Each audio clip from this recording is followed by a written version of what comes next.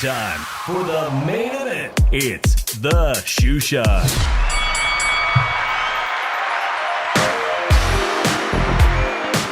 All right. It's your boy Dave from the 408 coming to you all the way from my podcast studio in San Jose, Califas. You know what time it is. It's time for another late night Monday edition of the Shoe Shine Boxing Podcast. Joining me, as always, all the way from the city of brotherly love, Philadelphia's Philly Irish Drew Evo, my homeboy. ¿Qué pasa, homie? What's up, Dave? Listen, man, happy President's Day. I almost didn't make it back in time tonight for our show, but I want to say thank you to everybody who hit me up with the positive response on IG. Remember, if you haven't followed me on Shoe Shine on my IG, you can add me. I'm trying to grow my audience there, Drew. As you know, we always are trying to grow our audience right here. So hit the subscribe button and hit the notifications. Make sure you're subscribed to the Shoe Shine Boxing. Drew, there were some really, really good fights, and I was on vacation, so it's kind of a blessing in a way, right? That you can go on vacation. Back in the day, man, if you wasn't home and you didn't have your cable or whatever, you weren't watching the fights. But, I could watch DAZN on my phone. Luckily, my wife was sweet enough to get me a MacBook laptop over the Christmas break, so I was able to watch the ESPN fight, Khan versus Brook, and the DAZN card, and all the good stuff, even while on vacation. Shout out to JC, who just joined us. Let everybody know the Shoe Shine is here. We're a little bit late. Shout out to everyone in the HCP family, all the great shows that came on today, Mano a Mano. They had the roundtable earlier. Shout out to D-Styles and Beeb and everyone who joined them. And of course, Calix Boxing, who they just did Power Punchers. Let's get to it, man. Let's let everybody know. If you're just catching us, make sure to share this on your social media. The phone lines are open at 702-710-3627. One last thing. Drew, do you know what tomorrow is? Tuesday? It's not just any Tuesday. And almost always, I'd like to say it's a Taco Tuesday, right? But tomorrow is National Tequila Day, my favorite spirit. And today we're going to celebrate, even though tomorrow I go back to work, man, it's time for one last shot. So we're going to do something special today. Maestro Dobel, one of my favorite silver tequilas. Absolutely one of my favorite, right up there with Patron. And Drew, also this weekend, man, I've got to let you know, man, I went down south again to the 805, the Central Coast, to visit my mother-in-law. And her boyfriend, Gary, is a really cool guy.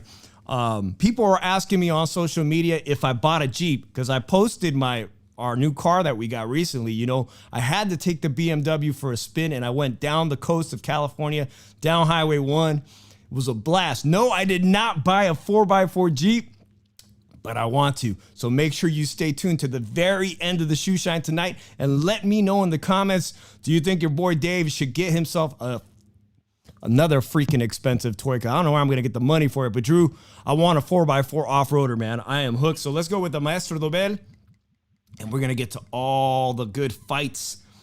And I want to know what you thought, Drew, because a lot of people were saying that this fight between Amir Khan, the silver medalist, the guy who went up 2 weight classes to fight Canelo Alvarez and get viciously knocked out, versus Kell Brook, the former welterweight champion of the world, who took Sean Porter's title. if this fight was way, way overdone. Both of them 35 years old. A lot of British fans ready to sing Sweet Caroline. Drew Evo, your hot take on the fight. I know you said, let everybody know again your prediction, because you were almost spot on with this one. Brook by 7th round KO. And it was even sooner than that, right? It was the 6th round KO. It was really kind of a beating, except for Amir Khan establishing early on his dominance and hand speed. But it didn't go very far after the first round. We didn't see very much dominating. Shout out to Little Penny. Thank you for joining us. Let me put up this comment. Yes, I tried to bait you all because, listen, I'm here to talk about after this. We're going to move on to the Jaime Munguia and why the fuck is he not fighting for the title already? How long are we going to wait for him? I've been saying this forever, man. I'm ready to see Jaime Munguia, the former 154-pound champ. Drew, I know you think there's a lot about that shit, but we're going to get to that. Who is holding back Jaime Munguia and other fighters like Ryan Garcia and Virgil Ortiz? Who is holding him back? I got a feeling it might be the guy spending $1 million on his girlfriend's sports car. All right, man. So let's get to it. Here's my shot. Drew, give me your hot take on Khan versus Kell Brook. Who's washed up? Who's ready to retire? Who's moving on? This fight wasn't worth the wait. This was an overdue fight. That wasn't worth the wait. Seriously, it wasn't. Khan should have retired a couple fights ago. Why the hell do we even try to talk about? Why the hell do people think Amir Khan was going to win this fight? You had to be an idiot to think that. Seriously. Well, listen, there were some great things that Amir Khan was doing. First of all, Amir Khan, I have a personal story with Amir Khan's camp. I think years back we went to the MGM and I saw him fight. It was Devin Alexander. He was going to fight, and also Keith Thurman was on this card. It was on a cold night in December, and somehow my wife and I sit down, and we're sitting next to who at the time Amir Khan was training out of Oakland, California.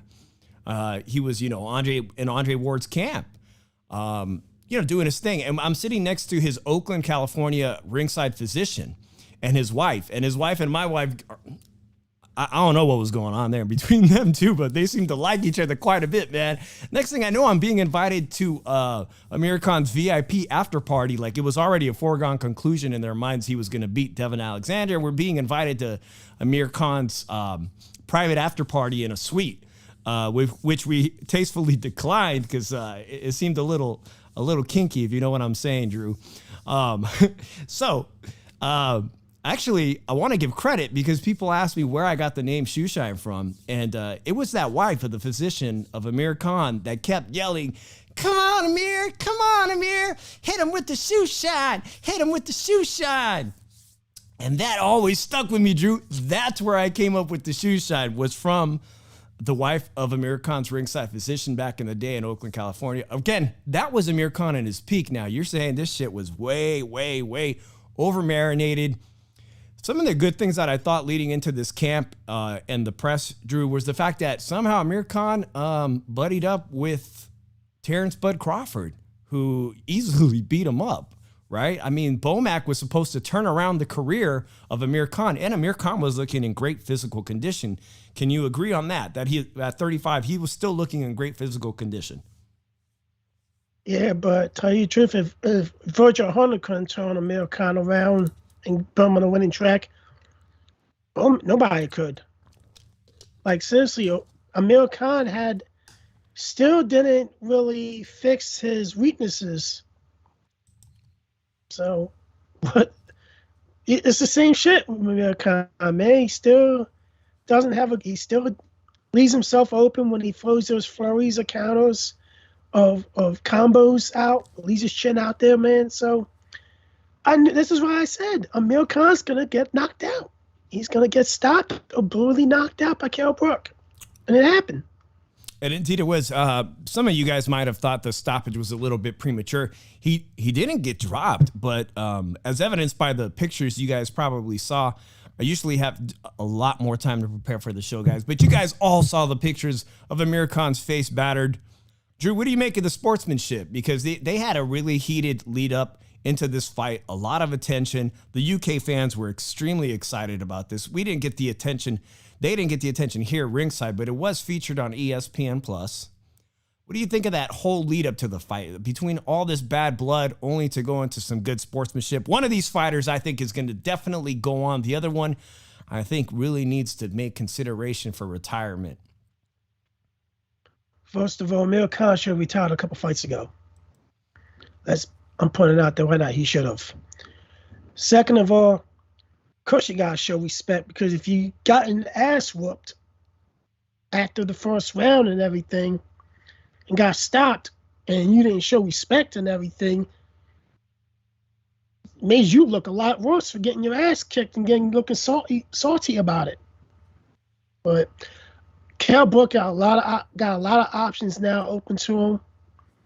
Amir Khan needs to retire. He after the first round, he didn't look the same. He looked like he was done.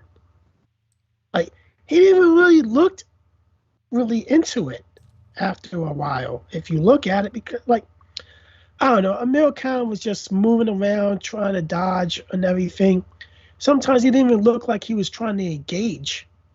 I hear you. I hear you. I noticed that much more in the Ballard versus Munguia fight. That Ballard looked really out of place, even more so than you're describing Amir Khan.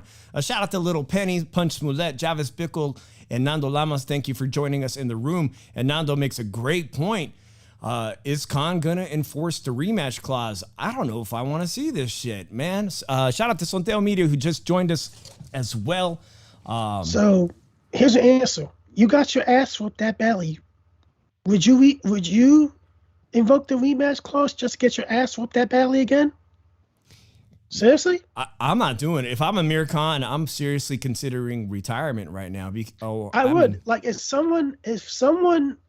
Amir Khan was, if I was his manager and he asked me, should we do it? I said, what the fuck are you, stupid? Let me ask the chat. And I want to know the chat's input. If you guys are watching this live, but later on, if you're not and you watch the replay, make sure to drop a comment, man. But to me, Kell Brook, I mean, yeah, I know it's Amir Khan, and Amir Khan doesn't have punch resistance. He's known for the glass chin. He didn't drop him. But Kell Brook came in fantastic physical conditioning, just over about 148, 149 pounds. Kell Brook has been talking about moving up to 154 pounds. Drew, at 35 years old, does he look like a guy that could give people in the 154-pound some trouble? I'm talking about the big players like Charlo, Castaño. That fight has been, it's going to be postponed for the moment because of Castaño's bicep tear. But does Kell Brook look like a strong? I mean, he's definitely got a big name, man. This is a guy with a big name, a big resume, that I think if he moves up to 154, I honestly believe that there will be people ready to take a fight with him. We saw Bud Crawford take that fight. You know what? It depends who it is. And Floyd already ducked Amir Khan, so that statement doesn't mean shit. I don't know why you bring up Floyd in a conversation between Khan and Brook. Well, it's interesting. Shout out to the GOAT Mario P. I think I saw something today, I was reading about it, that one of the times the fight was delayed, we were talking about Amir Khan and Kell Brook being delayed way too much or over-marinated, was because Amir Khan honestly thought he was going to get a fight with Floyd Mayweather. During one of the negotiation periods, he was going for that. And then later on, he did the same shit when he found out he was possibly going to get the Bud Crawford fight, that he pushed Kell Brook to the side again. I mean, it only worked against him, man. One of these two fighters is age. But, Drew, I want to know, do you think Kell Brook has a future at the 154-pound division? He does. Like, he has a lot of options at 154. If you look at it, I think a good fight would be Danny Garcia and him at 154. I think he'll be a good stepping stone fight for Tim Tszyu, a big name on his list. I even think that he might be able to bring the weaknesses out in the 6'6" Thundura. These are all great fights. The one you're bringing to my attention that I really like is Danny Garcia, who's also almost the same age, a former world champion. Two guys that really, really need. This is a do or die fight. For Kell Brook beating Amir Khan, a lot of people saw this happening. It wasn't like we didn't see this coming. But the thing is, how does he stack up? Both him and Danny Garcia are former world champions. They need a big win. They need to get their bodies acclimated to 154 pounds, the bigger guys. If he fights somebody like Tim Tszyu, man, this is exactly the name Tim Tszyu from Australia needs. He needs a big name, and that puts Kell Brook in the gatekeepers. It puts him in the gatekeeper section to me. I don't know if I want that fight. Again, I think you're on the money, man. For him, he's looking for a big payday. Danny Garcia still has a big name. This is probably a fight that if Kell Brook could have made, man, with PBC, this would be a really good fight. He's already come to the U.S. and fought and done well when he's come to the U.S.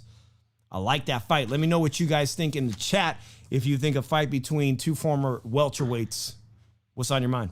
And, I also looking at situation like Conor Ben possibly moving up to fight Kell Brook because he wants to fight him. And then Chris Eubanks, I want you to move up to 160 to fight me. You got me going.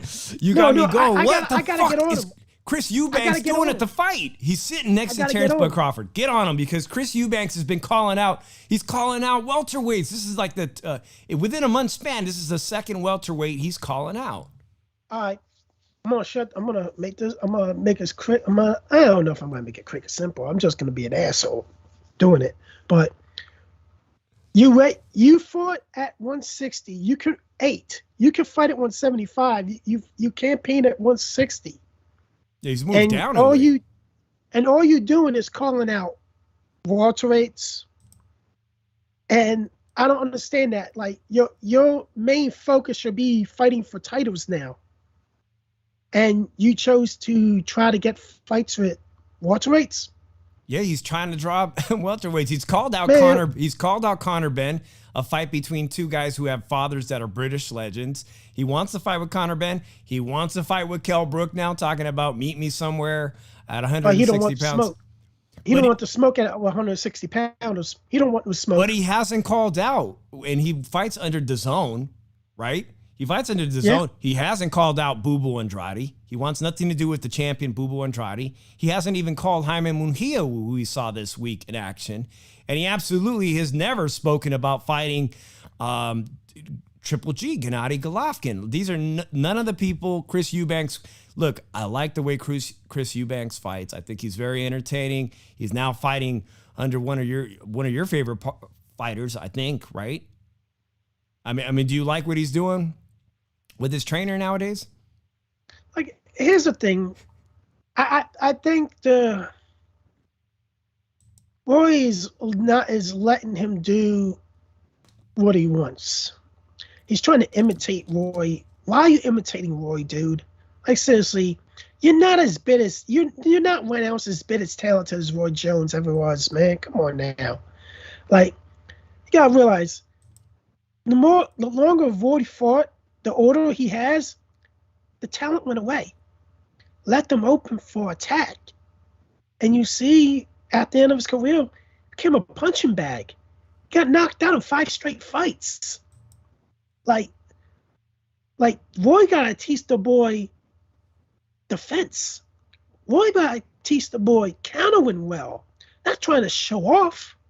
You're not your dad. You're not Roy Jones Jr., bro. You gotta make your own legacy, man. And Chris Eubanks, man, Jr., he wants to fight smaller guys. He's not used against big guys. Look what happened to the last big guy that he fought, that whooped him, BJ Sanders. Easily, like, he won the fight. He beat him. This is his only loss on his record. Is Billy Joe Sanders. You're right about that. You're right. He's not trying to face anybody who's a solid opponent at 168 pounds, let alone when he dropped down to 160, and now he's calling up second week in a row. He's looking to fight welterweights when he's got a whole crop of middleweight opponents. Nobody even wants to fight that Russian guy, Janivas, or whatever country he's from. Or Kyrgyzstan, Janibek. Nobody wants to fight him. Nobody wants to fight him. Here's the problem. I understand why Boo wouldn't want to fight Janibek, because he wants unification, or he's going to move up for bigger fights and everything. I can understand that completely. But when you're not a champion like Eubanks or or you're still planning on keeping your title at 160, then you should be fighting somebody. And like Eubanks got to fight a 160-pounder, man. It's time to even get in line for a freaking title fight, man. Like you want the guys to come up from welterweight to come to 160 and fight you. Like seriously, man. Like I really think Kell Brook can give him the work because he's too fucking cocky. And tell you the truth, he has a lot of flaws in his game. Even now, trying to intimidate and try to act like Roy, he has a lot of flaws because he's not that talented. Well, listen, it looks like a cash grab. It just looks like a cash grab. They know they're going for that domestic UK audience.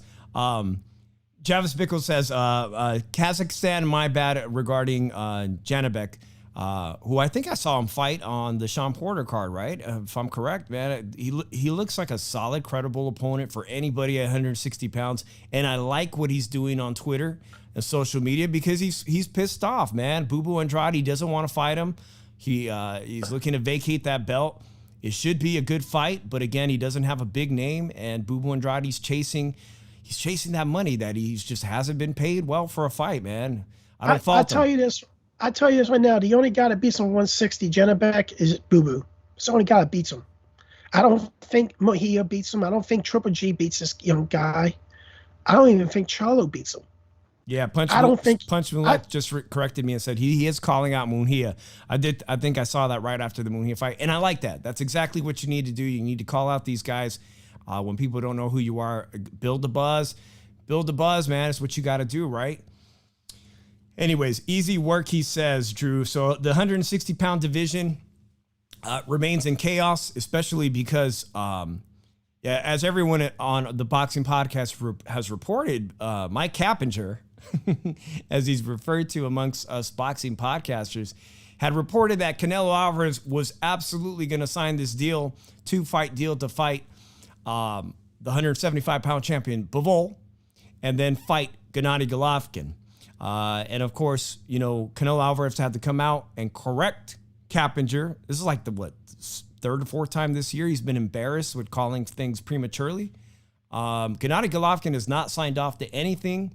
And I had to get into it. This is what happens when you post public shit on boxing Twitter, man, is people start calling you out.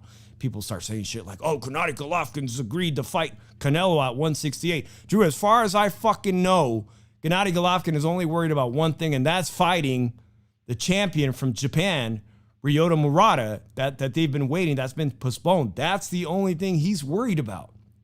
So if you haven't seen this contract signed off on DAZN, it's probably because Gennady Golovkin has no interest in moving up to give Canelo Alvarez the advantage. Am I crazy? Why is this not signed off? Well, it's probably because Gennady Golovkin doesn't want to fucking budge to give Canelo an advantage. He's on the brink of being 40 years old. Why should he? He's playing hardball. Guys, Dave's pissed off when he says fuck on the air. I know. It's like, I don't know what's wrong with me, dude. But here's the thing, man. Triple G, man, he wants is easy fights now, man. All he wants is easy fights. I think it's a payday. And there is a payday in Japan because of the audience, the TV viewership in Japan. It's big, but come on, man. You're going to get a big ass payday against an unproven champion in Murata. He doesn't move his fucking head like Nakatani. He's still a gold medalist. Yeah, so gold medalist, what the fuck he is. So at the end of the day, that's the only guy Triple G can probably beat. Speaking of Olympics and but you know what, man? Athletes. Go ahead. I give him a good chance against Munguia too. I do give him a good chance against Munguia. Well, let's segue into that because we're gonna have to move on. Listen, the Kell Brook fight versus Amir Khan, it's almost equivalent to watching Vicious Victor Ortiz fighting Bam Bam Rios. Domestically here for us, for us Mexican-American fights. That's a fight that we know these two guys are way, way past their prime. And they've had a grudge match, and the grudge match has been settled between Khan and Brook. I don't want to see the rematch. I hope Amir Khan makes a sensible decision for what's best for him and his family going forward. The guy doesn't need any more brain trauma. He was on the verge of getting a real beatdown and getting really effed up, man. He could have been just dropped like he has in the past, unconscious. And that's not good for anybody. Anybody. Not at all. Not at all. All right, let's see what's going on here. We could segue into, of course, the DAZN fight, which I thought was a pretty good showing up until I started seeing the shenanigans in the fights prior, the co-main event. Did you see the slipping and falling, Drew? They could not keep the ring clean. Wow. That's all I can say about that. Yeah, they could not keep it was an outdoor arena, and it was reportedly around 50 degrees for the main event. A cold night in Tijuana, a very cold night in Tijuana for the local hometown hero. Of course, also the home of the great El Terrible Morales, who is coaching Jaime Munguia, who I have said I've seen some remarkable improvements. I know that we've been watching Jaime Munguia develop since he made a big statement coming out, became the 154-pound champion. A lot of holes in his defense, but an all-action fighter. Morales has tried to make improvements on that.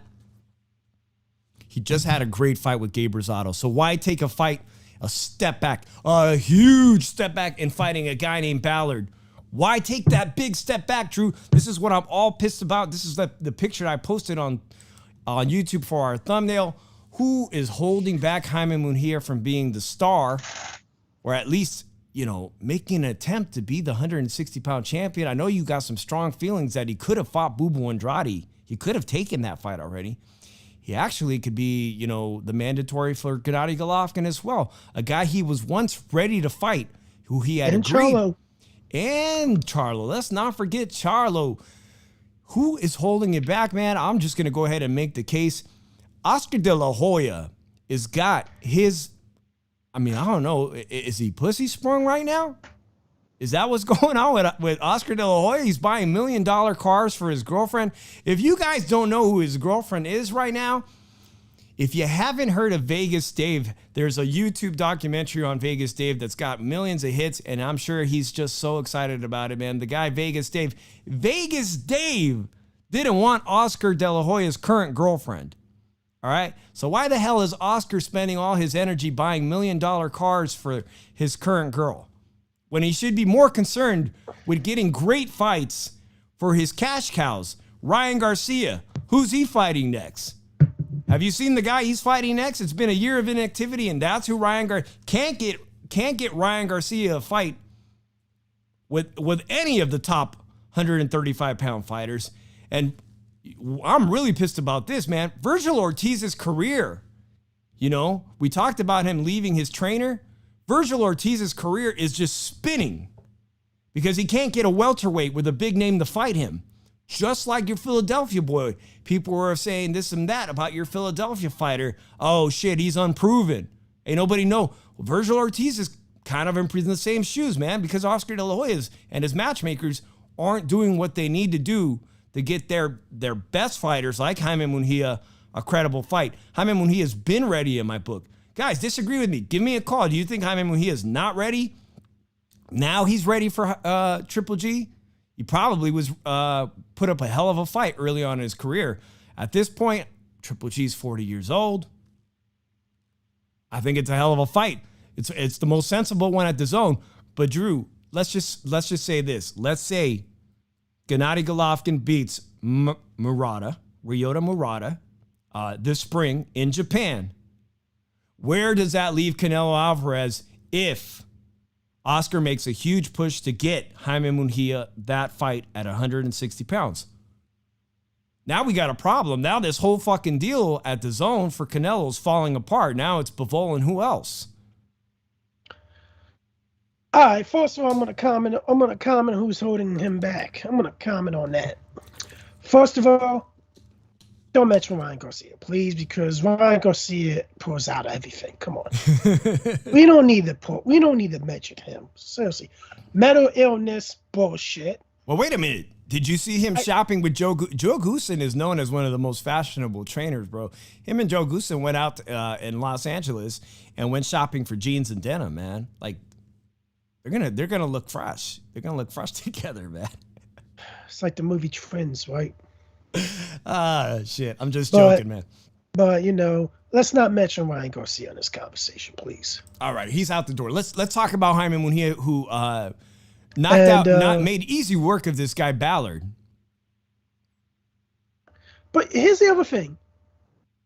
If you wanna really put who's to blame, yeah, Oscar's mostly to blame, because tell you the truth, when Speedy Rashid Ellis beat Alexis Rocha, what happened? Alexis Rocha was back on his own 5 months later.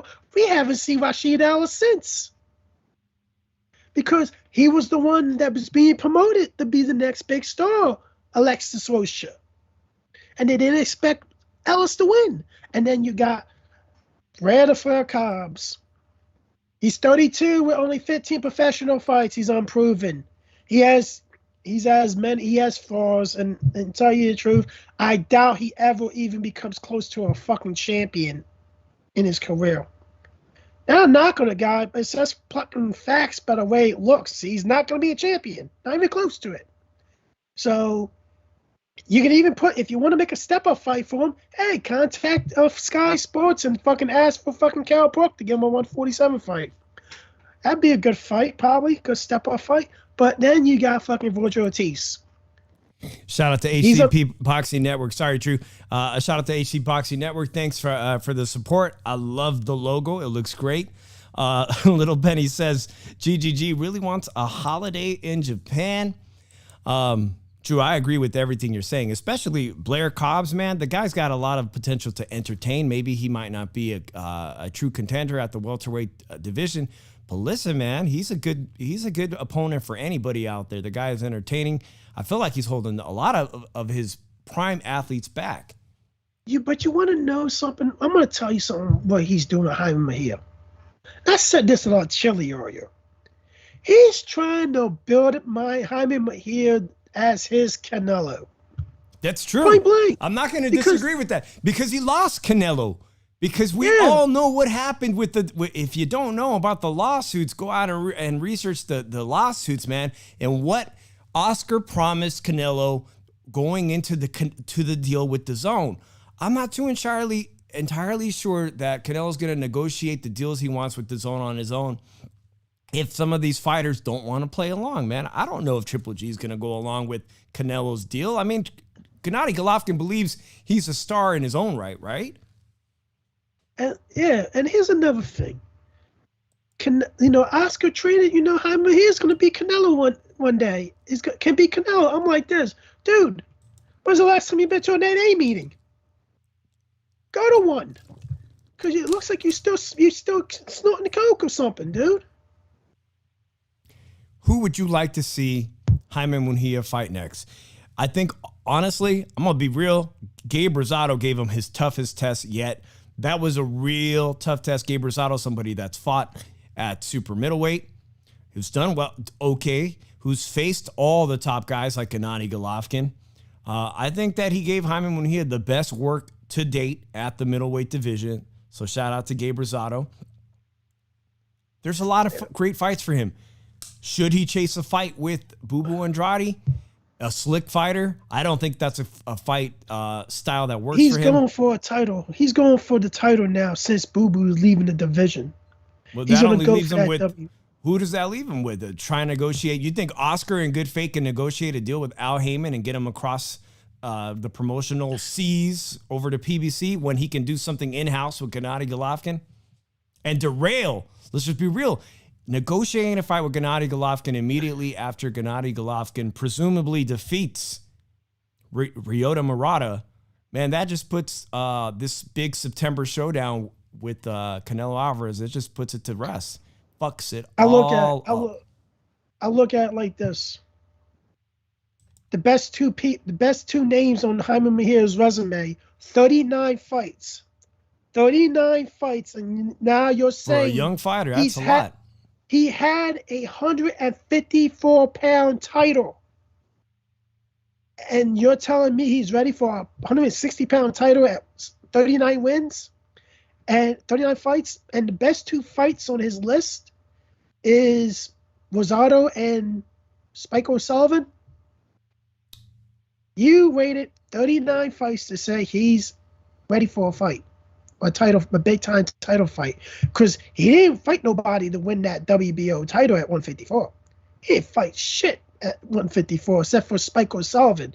And Spike O'Sullivan is a fucking C to C minus level fighter. Let's just say. Spike O'Sullivan is a funny guy. If you don't follow Spike O'Sullivan on social media, do so, because the guy's got a good sense of humor. Drew, I made my friend a lot of money. My friend asked me, right before that fight, he goes, I'm going to bet on this. He had his phone in hand. I said, Jaime Munguia by knockout, of course. So I made him some good money on that. Yeah, I hear what you're saying about Spike O'Sullivan. The future remains uncertain for Jaime Munguia, man. You know what? He can't even make one, and he's barely made 160. Well, there's a lot of people. Listen, there's some people that feel strongly that Charlo would make or decimate or put a beating on Jaime Munguia. But the only fight I have to reference against a Mexican opponent is Montiel. That really gave Charlo a lot of problems. And I think that Munguia, who knocked out Montiel, is levels above Montiel. So I really need to see Charlo back in the ring, whether Charlo's going to abandon his 160-pound title and move up to 168. I said this in the chat earlier with HCP family. Listen, if those guys at PBC at 168 can't get fights with Canelo, if they can't get their own deal, their $100 million deal, they just need to stage their own Super 6 tournament, man, and let all their talent, whether it's Charlo moving up to join that Super 6 at 168, they need to let those guys be stars and fight each other, man, because sitting around and waiting for this Canelo payday, this shit is getting old with us boxing. It's getting old to me. I mean, just make your own mark, make your own history, make your own legacy. I don't care if he doesn't want to fight you, you know? You got David Benavidez asking for $7 million to fight Boo Boo Andrade, which he knows it's never going to happen. Boo Boo Andrade can't pay that gate. Nobody's going to fork over that kind of money to see Boo Boo fight Benavidez live. I mean, am I tripping, man? Are they going to be able to pay like Boo Boo enough $7 million and David $7 million? Like, just fucking make a tournament. Just make a tournament. Have to pay Boo Boo more. You're gonna have to pay Boo Boo more since you made the target price of you fighting Boo Boo. That means you want Boo Boo's gonna you think Boo Boo's the A side, so that means Boo Boo's gotta make more money. Boo Boo's gotta make $10 million to fight David Benavidez. And that's what you're trying to say. You're trying to say, I'm not the A side here. We're not David's not the A side. Boo Boo's the A side. And like at the end of the day, I think they're trying to price themselves out. Say, oh, we try to make the fight with Andre, and it's not happening. But the thing is, you'll say, oh, he's a dangerous opponent. We would take less money to fight Canelo. Oh man. Now you're going backwards now because Canelo's supposed to be your biggest payday, as opposed to give you at least almost $10 million, and you want to say, oh, you'll take $5 million to fight Canelo? This is what I'm saying. Fucking Benavidez people, they're fucking up his career, but at the same time, I don't think they want him to fight anybody. And this is bullshit. It's complete bullshit that these Benavidez supporters don't see the logic of what's going on. It's just like the Charlo fans. They don't see the logic. And not even the Canelo fans don't see the fucking logic at points, at times. Like I said at the end of the day, I said way before when they'll find Canelo's next opponent, he's going to fight Bivol. That's who he's going to fight next. And if he doesn't fight Bivol, we're probably going to see a bullshit Triple G throw the fight, and I don't want to see that fight. I do not want to see that fight anymore. And it should not be part of the deal. If you want to replace Triple G with somebody, Zotto Ramirez, because that's worth the money Canelo will get.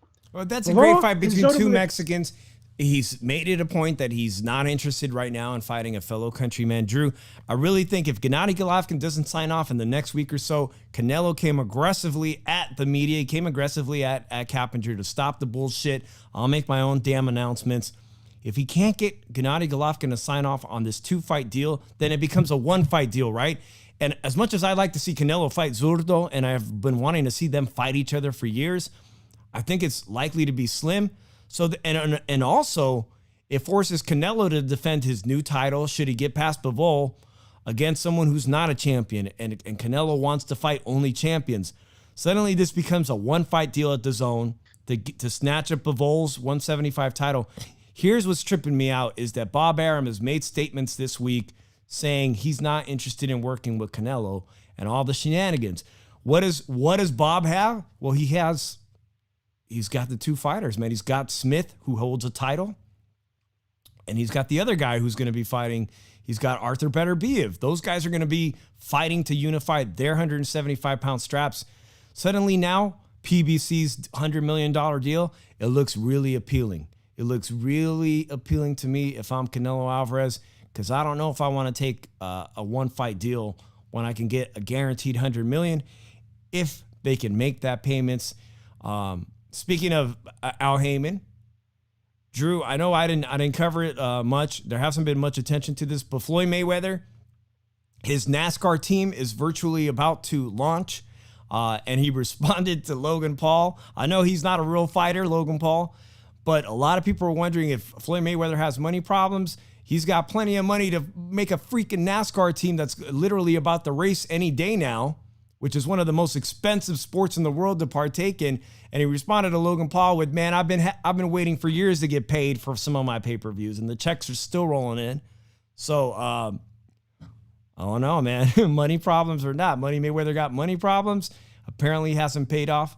I'm interested to see how that folds out. All right, Drew, give me your final thoughts on this Jaime Munguia situation, man. You think he's going to get his title shot and derail Canelo Alvarez's trilogy fight with Triple G, Gennady Golovkin? He's not going to fight Triple G, man. I'll tell you the truth, man. That's probably the only guy he's going to fight at 160, because I don't think he's fighting Janabek. I think Janabek would beat the balls of Jaime Munguia. You think he's going to wait and see what the sanctioning bodies do when Bubu Andrade vacates his title, and then Jaime Munguia gets that, your first dibs to get this free title belt up for grabs against anybody? But here's the thing. He's got to fight Janabek. I like that fight, man. I like that fight. If they don't make him versus Janabek, then that's a problem, because you made Janabek Andres mandatory. So that means it's between Jaime Munguia and Janabek. Point simple. There's no ends if a but. And guys, if you agree with me, hashtag on Twitter, fire Mike Carpenter or Carpenter, or the fuck his name, because he should get fired. He's terrible at his fucking job. He's a little fucking prick, like Bob Arum says. Bob Arum needs to shut the fuck up and realize that he needs to work with Canelo to make the money now, because he's not gonna make. Because tell you the truth, how is he, like 90? Oh man. I know. Don't do it, Drew. I know. Don't say it, Drew. Don't say it, Drew. But come on, he only has like a good couple years left. If you know, right? Yeah, I want to respond to the chat. I have no idea who his sponsors are, and sponsors for NASCAR teams are such a big deal. So I guess I'll, if I don't find information on it next week, relay that. I guess I'll be waiting to see Floyd's team in action with whatever logos are on his car. That's a huge deal in the sport of NASCAR, man. Drew, I'm really curious how this all unfolds, because Canelo Alvarez is actively making announcements of his own on social media. Everybody's waiting patiently to see who Canelo's going to fight in May, if he's going to score a 2-fight deal, and how that affects all these other people. I think you're right, man. I think it is very likely that Bubu Andrade vacates his belt.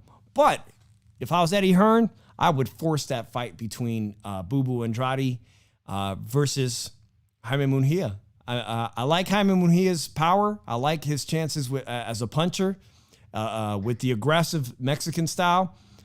I don't know if Bubu Andrade is going to respond well to that, because I haven't seen him take tremendous pressure from a fighter like Jaime Munguia. I think it's a great fight stylistically, very different. It's a very likable fight for a boxing fan like me, man. Not likely to happen.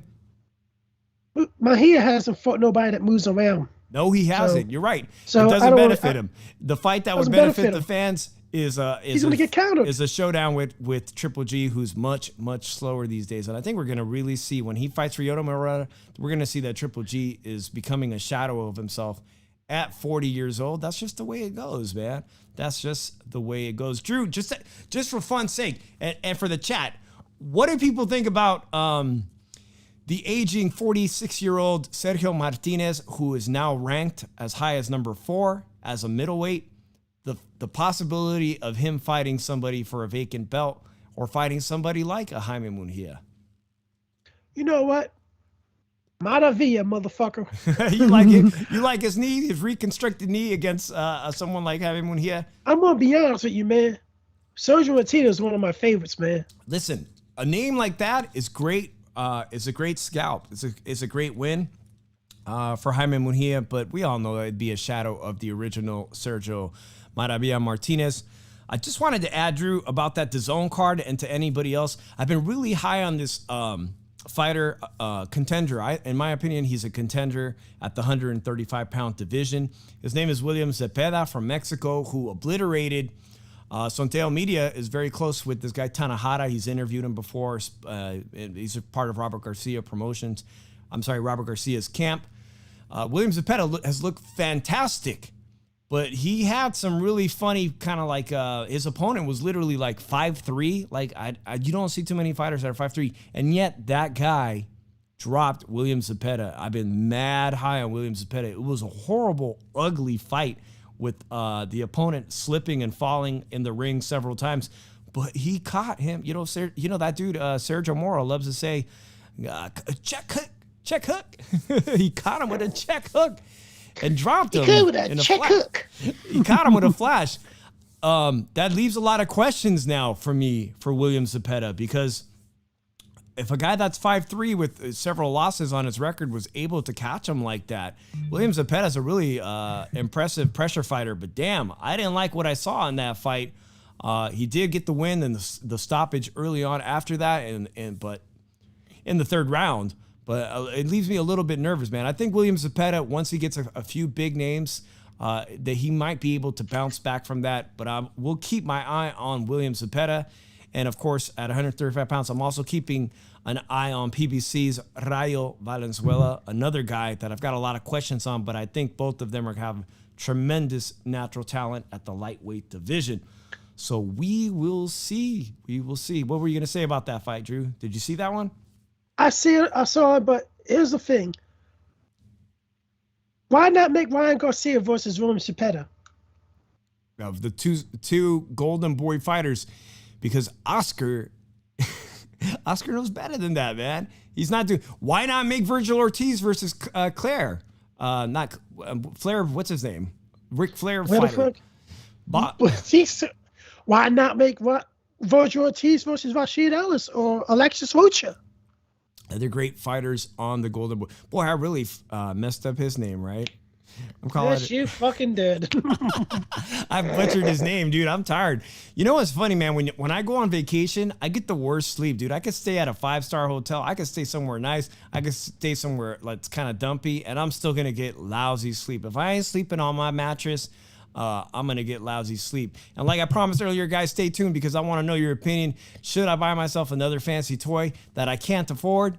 And I'm going to show that video real quick as we get through. But let's talk about this exciting fight that's coming up, because last May I went to the Virgin Hotel in Las Vegas to see the 140-pound winner takes all between Josh Taylor and Jose Ramirez from Fresno. A fight that did not pan out the way I was expecting it, man. I was wearing Jose Ramirez gear. Jose Ramirez is going to fight just a week after. His fight has been postponed. He'll be fighting in March, the first week of March.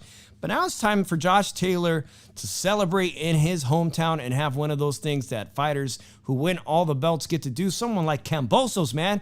Josh Taylor is going to fight Jack Catteral. And I want to know, Drew, your opinion, and I want to know everyone's opinion.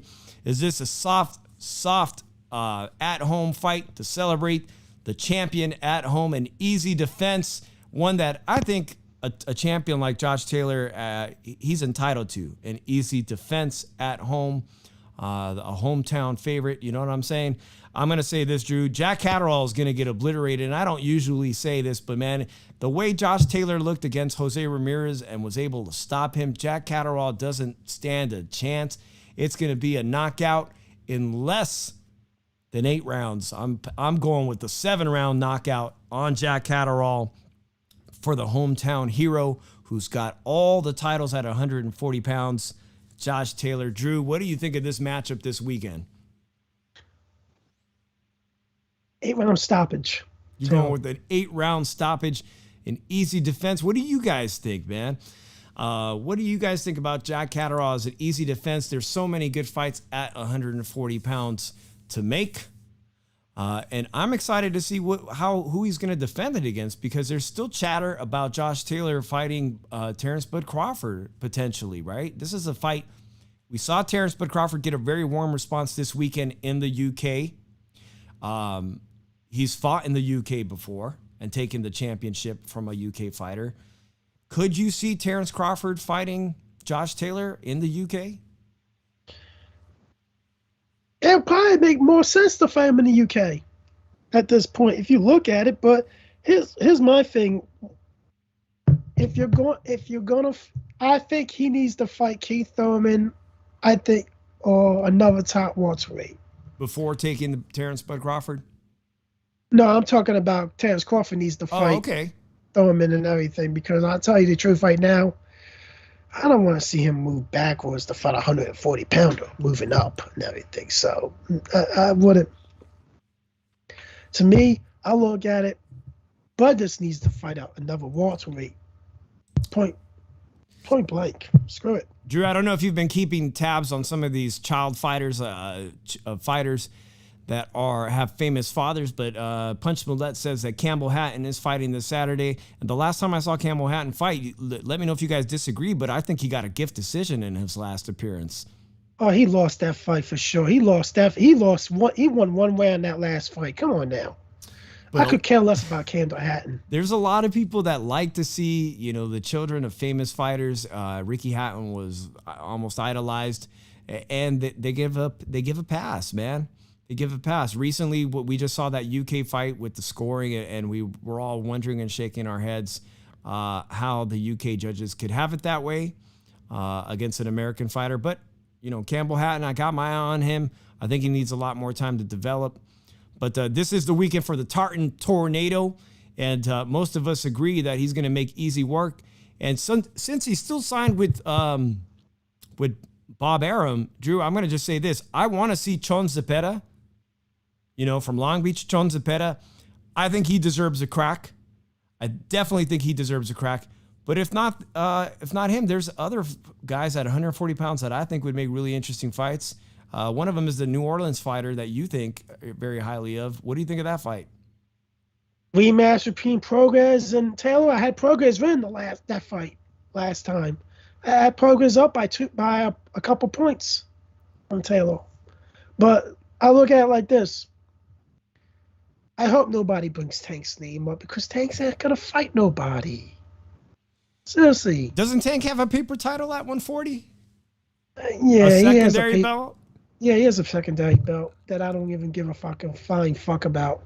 We know damn well that Floyd's not going to put Tank Davis anywhere near the Tartan Tornado, even though he could, if he believes in himself, he can get all 4 titles, man. But I think that guy is out of his caliber. That fighter is just way too much for him at 140 pounds. Again, he won that title against Mario Barrios, who was really a paper champion in that.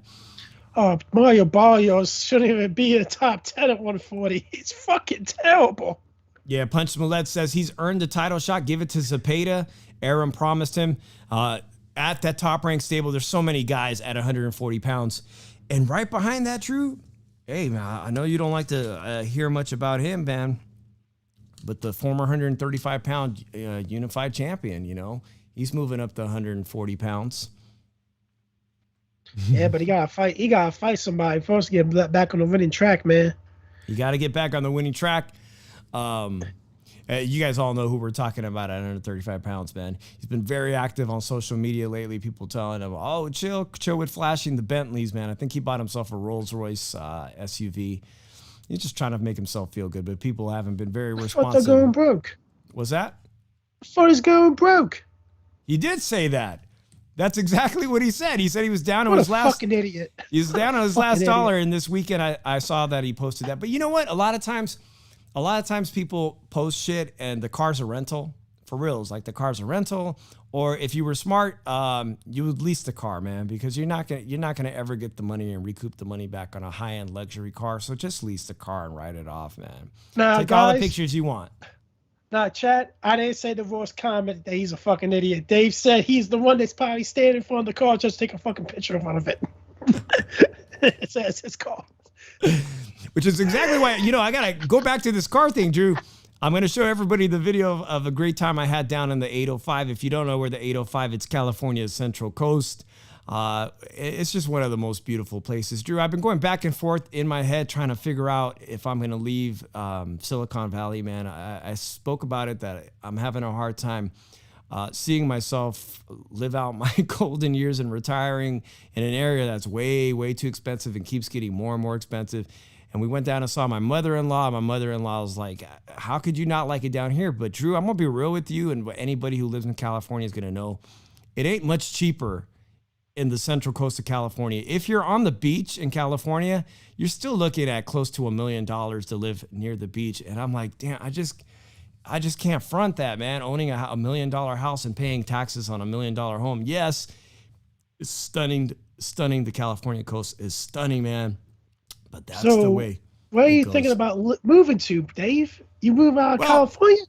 That's exactly what's going on in my head, Drew. I'm letting the listeners know a little bit more about my personal life, man. I don't know yet, man. It's a major decision. You want to go to Vegas?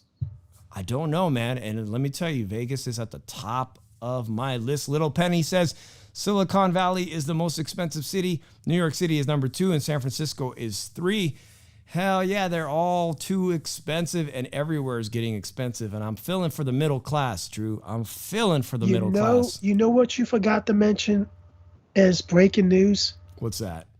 Dillian Wright finally grew some balls, or finally grew a brain, and just accept the fact you're getting 20%, fucking accept it.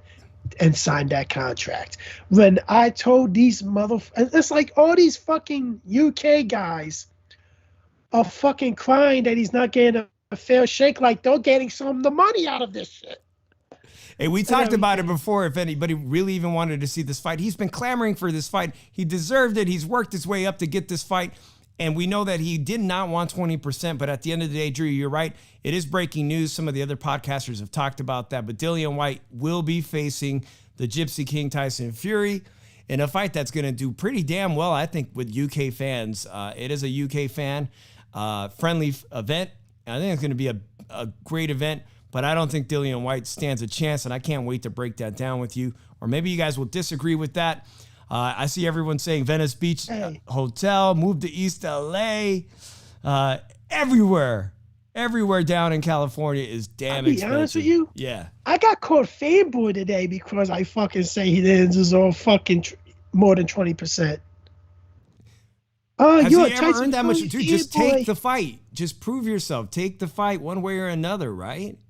Yeah, and I was like, you guys are fucking stupid. Like, you fucking feel like you guys are getting some of the money out of his purse or anything, man. Like, seriously, you call me a fanboy because I keep giving you good-ass arguments why he don't deserve no more than 20%.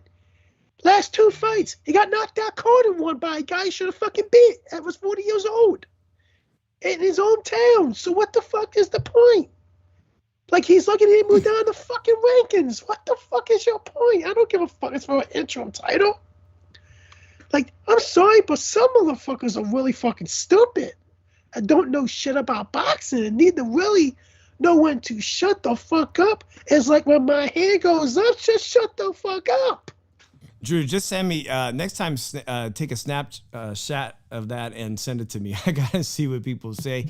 The world of boxing Twitter is crazy. They took down my post. They took down a post of mine because I say you motherfuckers need to stop crying about it, like you guys are getting paid or something. Because they say I swear.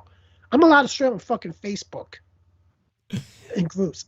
Well, Punch Millette says Las Vegas, no taxes. That's absolutely right. They got low property taxes and no state income tax, which makes it a great place to be self-employed or a small business owner. And that is at the top of my list of some things I want to do. I want to start working for myself, Drew. We come up on the hour for the Shoe Shine, and I want to thank everyone who stopped by. Don't forget, if you haven't hit subscribe, make sure you subscribe. Drew, give out your social media because I haven't put your IG up there in a while. We got the Cash App, but where can people follow you if they're not following you on IG and Twitter? Well, I'm gonna put it out there right now that soon I'm not gonna be working overnight anymore. So I'm gonna be home at night now, every night soon. Yeah, hopefully that's great within the news. next couple of weeks. So I'm going back to streaming on my gaming channel on twitch.tv/Philly Irish Drew Evo. You can follow me on Twitter at Drew Evo. You can follow my Instagram at Drew Evo. It's private, so you're going to have to request to follow me because it's just, it's not just boxing or anything on this. It's, a normal Instagram. Listen, and I know you're a big gamer and you turned me on to Twitch, and we did that Twitch thing, that Twitch sports show one time, which was a great success. We were on there with some professional fighters. It was a great show. But Drew, I'm really, really excited about that boxing video game coming out, and I'm sure a lot of people are going to want to line up to play Drew Evo if you stream that game, man. I know we used to have our co-host Crab Daddy who was always trying to lure you to play UFC online on Twitch, but this boxing game coming out looks hot, man. I've seen the renderings. Well, that's going to probably be in the lineup. And also this, too. Let me say this, HCP, a lot of great shows. Today was a hot day for HCP, a lot of shows on Monday, but there's also great shows on Tuesday, Wednesdays, and Thursdays. Y'all know who you are. Make sure you follow the HCP family and network of shows. And also the fact that you're going to be home at night now will give you an opportunity to be on other people's shows, which I'm very excited about. I'd like to see Drew on the round table. Let me know if you want to see Drew on the round table. It's about time Drew get up on the round table. That's coming in the works. So that being said, appreciate everybody. Little Penny, yeah, better than Mike Tyson's punch out, but that was one hell of a game, man. All right, guys, I'm Dave from the 408, Drew Evo. I'm going to play this little video of what I was doing, and let me know in the comments if you think I should get into the off-roading, man, and we'll see you next Monday night on the Shoe Shine. Peace out, everybody.